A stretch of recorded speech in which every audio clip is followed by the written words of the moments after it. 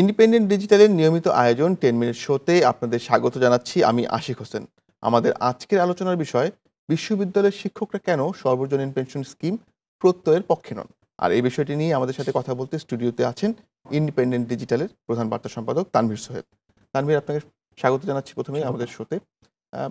এই যে পেনশন স্কিমে যে স্বায়ত্তশাসিত প্রতিষ্ঠানগুলো বা রাষ্ট্রায়ত্ত প্রতিষ্ঠানগুলোর যে কর্মকর্তাদেরকে অন্তর্ভুক্ত করা হয়েছে, এটা নিয়ে কিন্তু আমরা দেখেছি যে বেশ একটা অসন্তোষ রয়েছে। এবং বিশ্ববিদ্যালয়গুলোতে বিশেষ করে যদি বলি যে শিক্ষকরা কিন্তু নিয়মিতভাবেই কর্মবিরতিতে যাচ্ছেন এবং তারা কর্মসূচি পালন করছেন এবং তারা বলছেন যে আগামী 1 তারিখের পর থেকে তারা একটা ধারাবাহিক কর্মসূচিতে যাওয়ার একটা ঘোষণা তাদের আছে। এখানে আসলে এই স্কিমে যদি তারা অন্তর্ভুক্ত হন, সেক্ষেত্রে আসলে কি ধরনের সমস্যা হতে পারে? মানে তারা কি মনে করছেন? হ্যাঁ, আপনি খুবই একটা ভালো বিষয় সামনে এনেছেন। কারণ ভেতরে, ভেতরে কিন্তু আন্দোলনটা চলছে, যদিও ওরকম বড় ধরনের কোনো কিছু দানা বাঁধে নাই আমাদের চোখে। আমরা যেটা আন্দোলন বলতে যেটা বুঝি, ভাঙচুর, মারামারি, অগ্নিসংযোগ, সেইগুলো হয়তো নাই। কিন্তু শিক্ষকদের মধ্যেই এই জিনিসটা সবচেয়ে বেশি সরকারি যে বিশ্ববিদ্যালয়গুলো, সেই বিশ্ববিদ্যালয়ের শিক্ষকদের মধ্যে এই জিনিসটি আসছে এবং তারা কিন্তু ধারাবাহিকভাবে কর্মসূচি পালন করছেন। কখনো, কখনো অর্ধবেলা কর্মবিরতি করছেন, কখনো মানববন্ধন করছেন। এবং তারা কিন্তু জানিয়েছেন যে পহেলা জুলাইয়ের মধ্যে যদি তাদের এটা বাতিল করা না হয়, এই প্রক্রিয়াটা বাতিল না করা হয়, তাহলে তারা এখন জন্ম সনদ দিয়ে খোলো বিকাশ স্টুডেন্ট অ্যাকাউন্ট। নিজের বিকাশ নিজে কর।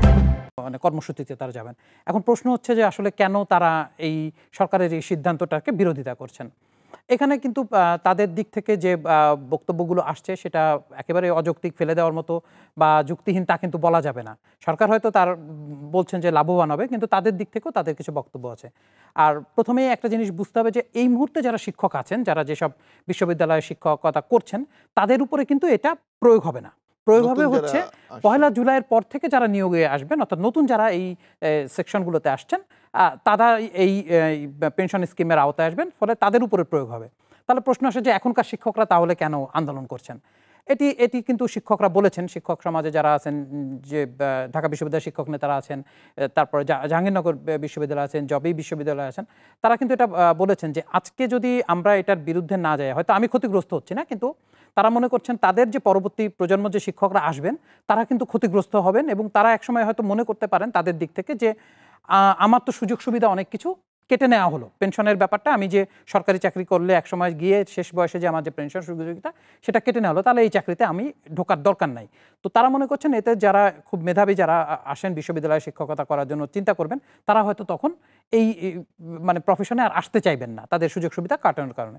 এখন স্বাভাবিকভাবে এর পরবর্তী প্রশ্ন আসে যে তাহলে কি সুযোগ সুবিধাটা আসলে পেনশনের ক্ষেত্রে কাট আপ হচ্ছে, যেটা বর্তমান পর্যায়ে আছে।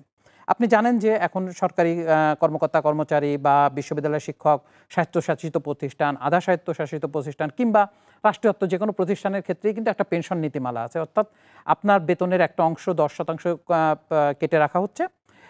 সেই বেতনের আবার সরকার থেকে বা প্রতিষ্ঠান থেকে আবার সমপরিমাণের একটু কম, 8.10% কাটলে 8.66% আবার ওরা দিচ্ছে। এইটা মিলে একসময় যখন আপনার চাকরির বয়স শেষ হয়ে যাবে, তখন আপনি এককালীন একটা পেনশন, একটা বড় অঙ্কের টাকা আপনি পাবেন, পাশাপাশি আপনি মান্থলি কিছু টাকাও পাবেন। এখন এই পেনশন স্কিমের সাথে এই পেনশন যেটা প্রত্যয়ের মাধ্যমে যদি আপনি এটা করেন, আর এখনকার প্রচলিত হচ্ছে এই সিস্টেম যে আপনি এককালীন অনেকগুলো টাকা পাচ্ছেন, আর প্রত্যয়ে আসলে কি হচ্ছে, তখন আপনি মাসে মাসে অনেকগুলো টাকা পাবেন। সেই টাকাটার পরিমাণ হয়তো কম না, কিন্তু মৃত্যু পর্যন্ত, অর্থাৎ 75 বছর ওরা ধরে নিচ্ছে যে একজন মানুষ যখন 60 বছরে রিটায়ারমেন্টে যাচ্ছে, 75 বছর পর্যন্ত বেঁচে থাকলেও সে 15 বছর সে এটা পাবে। আরও যদি লম্বা সময় বেঁচে থাকে তাহলেও সে এটা পাবে। কিন্তু যদি সে আগে মারা যায় তাহলে কি হবে? তাহলে কিন্তু তার পরিবার এই পেনশনটা পাবেন মাত্র তার মৃত্যু থেকে তার বয়স 75 বছর পর্যন্ত হলে যত যে মাস মাস টাকাটা তিনি পাবেন, তিনি তার পরিবার বা নমিনি যাকে করে দেবেন তার সেই পর্যন্ত পাবেন। কিন্তু এককালীন কোনো টাকা কিন্তু আসলে তারা পাচ্ছেন না। এই জায়গাটাই তাদের মধ্যে মূলত একটা ক্ষোভের জায়গাটা তৈরি হয়েছে যে আমরা যে পেনশনটা আমি জমা হবে সেটা আমি ভাগ ভাগ করে মাসে মাসে মাসে মাসে পাবো। আমি হয়তো যতদিন বেঁচে থাকবো ততদিন পাবো, না হলে আমার যিনি নমিনি সে ততদিন পর্যন্ত পাবে, অর্থাৎ 75 বছর। আমি যদি 70 বছরে গিয়ে মারা যাই, তাহলে আমার নমিনি আর 5 বছর পর্যন্ত সে এই পেনশনটা পাবে। এরপরে কিন্তু সেও আর পাবে না, তার খাতে আর কোনো কিছু থাকছে না। তো এই জায়গা থেকে এসে হচ্ছে মূল বিরোধটা তৈরি হচ্ছে এবং তারা মনে করছেন যে এতে পরবর্তী শিক্ষক সমাজ ক্ষতিগ্রস্ত হবেন, এটি তাদের মূল জায়গা দাবি। আরেকটা বিষয় যে আমরা দেখেছি যে শুধুমাত্র স্বায়ত্তশাসিত বা রাষ্ট্রায়ত্ত প্রতিষ্ঠানের কর্মকর্তা কর্মচারীদের জন্য এই প্রত্যয় স্কিমটা আনা হয়েছে। এর বাইরেও তো বিপুল সংখ্যক কর্মকর্তা কর্মচারী আছেন যারা সরাসরি সরকারি প্রতিষ্ঠানগুলোতে কাজ করেন। তাদের ক্ষেত্রে কি এরকম কোনো স্কিম আসার সম্ভাবনা আছে? বা আমি যদি বলি যে শুধুমাত্র এই রাষ্ট্রায়ত্ত প্রতিষ্ঠানের কর্মকর্তা বা স্বায়ত্তশাসিত প্রতিষ্ঠানের কর্মকর্তা কর্মচারীদের জন্যই কেন এই স্কিমটা আনা হলো? হ্যাঁ, আপনার প্রশ্নটা খুবই সুন্দর এবং যৌক্তিক প্রশ্ন। আসলে যে আমরা যদি রাষ্ট্রের টোটাল সরকারি কর্মকর্তা কর্মচারীদের সংখ্যা আমরা যদি দেখি, চাকরি করেন যারা, সেটি শিক্ষক সব সহই যদি ধরি, এটি কিন্তু প্রায় ২১ থেকে ২৩ লাখ সংখ্যাটা। অর্থাৎ তাহলে কেন শুধু এই অংশটার মধ্যে আসলো? অর্থাৎ আমাদের এখানে সরকারি বিশ্ববিদ্যালয় আছে ৩৫টির মতো সরকারি বিশ্ববিদ্যালয় আছে, বেসরকারি আরও কিছু রাষ্ট্রায়ত্ত প্রতিষ্ঠান নীতি মিলে এই সংখ্যাটা হয়তো অনেক বেশি না। তাহলে কেন তাদের উপরে আসলো? এটি আসলে মূল মানে যে বিরোধিতা এবং আন্দোলনের মূল জায়গাটা কিন্তু এটা, যে সবার ক্ষেত্রে না হয়ে কেন আমাদের ক্ষেত্রে এটা করলো। তাহলে একটা প্রফেশনকে যখন আপনি একটু অন্যভাবে দেখছেন বা তারা মনে করছে একটু ছোট করে দেখছেন, তাহলে তো ওই প্রফেশনের প্রতি মানুষের আগ্রহ হারাবে, চাকরির প্রতিও মানুষ আগ্রহ হারাবে, যে না ওদের সাথে আমাদের একটা পার্থক্য রয়ে গেছে। পাশাপাশি ইনক্রিমেন্টের কিছু ব্যাপার থাকে। নতুন যিনি ধরুন একজন সহযোগী অধ্যাপক হিসেবে সরাসরি ইউনিভার্সিটি জয়েন করার সুযোগ আছে, অধ্যাপক হিসেবে সরাসরি জয়েন করার সুযোগ, তাদের ক্ষেত্রে তাহলে কি হবে? তাহলে কিন্তু একজন অধ্যাপক বা একজন সহযোগী অধ্যাপক যখন অন্য জায়গাতে পিএইচডি মাস্টার্স করে বা পিএইচডি করে আরও উচ্চশিক্ষা নিয়ে সে এখানে জয়েন করবে, তখন তার ক্ষেত্রে কিন্তু অতি অল্প সময়ে সে একটা পেনশনের একটা সুবিধা তার জন্য তৈরি হচ্ছে প্রত্যয়ের মাধ্যমে। ফলে তার কাছে এটা লুক্রেটিভ বা মানে কি বলে যে আকর্ষণীয় কোনো জব আসলে এটা তখন হবে কিনা, এটি তারা বলছেন। আজকে শিক্ষকদের অবস্থান হচ্ছে তারা তো এই যে ভাগটা করে ফেলানো, আমার মনে হয় যে মূল বিরোধিতার একটা বড় জায়গা কিন্তু এটা।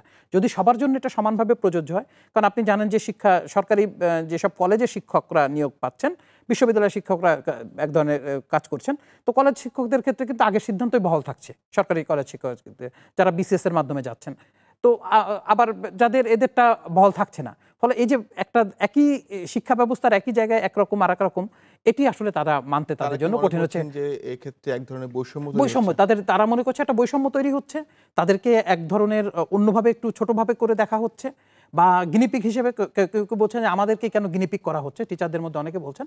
তো সেটা তাদের একটা ক্ষোভের কারণ তৈরি হয়েছে তাদের মধ্যে। আমার মনে হয় যে এটা যদি আমি যতটুকু জেনেছি যে সরকারের এবং সরকার উচ্চ পর্যায় থেকে মাননীয় প্রধানমন্ত্রী থেকেও বলা হয়েছে যে ধীরে ধীরে এই জিনিসটাকে সবাইকে এই পেনশন স্কিমের মধ্যেই নিয়ে আসা হবে। প্রচলিত পেনশনের যে অবস্থানটা সেটা থেকে বেরিয়ে এসে এটা দিয়ে লাভ হবে। এবং আপনি যদি দেখেন সরকার যে প্রত্যয় এটা করেছে, সেখানে কিন্তু তারা বলছেন যে এতে আসলে যে ব্যক্তি সে লাভবানই হবে। কারণ সে বলছে যে আগে ছিল যে সে যদি 10% টাকা দিচ্ছে, তাহলে তার প্রতিষ্ঠান তখন তাকে দিচ্ছে 8%, অর্থাৎ 2% কম দিচ্ছে। কিন্তু এখন থেকে যেটা হবে যে সে যদি 10% অঙ্ক যদি তার 5,000 টাকা হয়, যে আচ্ছা মাসে আমি 5,000 টাকা কেটে রাখলো আমার কাছ থেকে, তাহলে কিন্তু প্রতিষ্ঠান আরও 5,000 সমপরিমাণ টাকা দিবে। আগে কিন্তু এই সমপরিমাণটা ছিল না।